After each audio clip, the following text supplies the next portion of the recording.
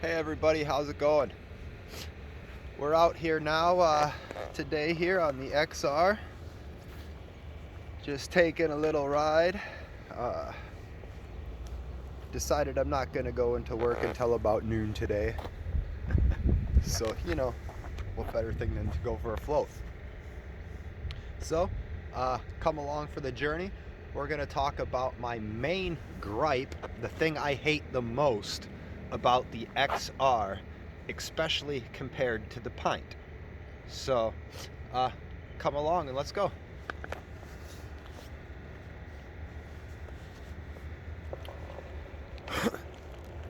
Now, as I've stated before, I think there's a place for both these boards in my arsenal. I'm not getting rid of my Pint. I love that board. I was just out on it again earlier this morning, ripping it up for like 6 miles. That thing's just so much fun. I mean, and the XR is just a great cruiser, and I enjoy it as well. So both boards are definitely a plus in my book, and both boards will definitely be staying with me. With that being said, my biggest gripe, the thing I hate the most about my XR, and that nobody else is talking about, I've touched a little bit on it in one of my last videos, but it is the wheel clearance between your battery box and your controller box, front and back, is so much tighter compared to the Pint. Every little piece of debris or rock or whatever you run over literally gets pulverized and ground up by your battery box, your controller box, the leading edges of both of your wooden foot pads. So yeah, I took my board apart last night to do a little bit of cleaning after a ride, and there was literally gravel in my controller box.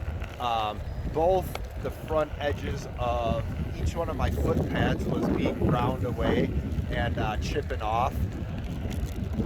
I mean, the aluminum part of my controller, and that was all getting ground down, or I should say my battery, sorry. So that's my biggest gripe. I hate it, I hate it, I hate it. The Pint doesn't have that issue at all. There's plenty of clearance there for everything just to fly around. It stays so much nicer and cleaner on the inside of the board and everywhere else compared to the XR. And like I've said before, that sound, you can hear those pieces of rock and particles of sticks and everything else being crushed in between there, and it literally sounds like your board is eating itself alive. So yeah, that's my rant, that's my gripe. I wish they would have fixed that. Maybe if I went down to a Pint tire or made a growler out of this, then I wouldn't have that issue.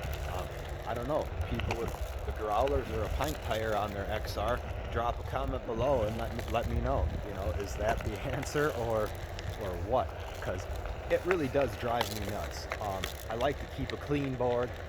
I like to keep my expensive toys nice, and that doesn't help. So that being said, I love my XR.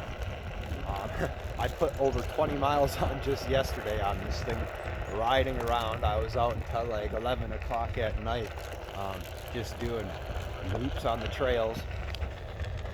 Part of this trail, actually, this is the Fond du Lac loop. I've mentioned that in one of my videos before. We got a couple videos of segments of this trail. It's one of my favorites. I mean, you got charging, you got food, you got rest stops, you got parking garages if it's raining and you want to have some fun. There's a couple off-road segments of this trail. You got lots of really nice, cool bridges and rivers to go across, and rivers along the side of you. Just a really great place to come and float or ride your bike. or take a walk or whatever it is you want to do.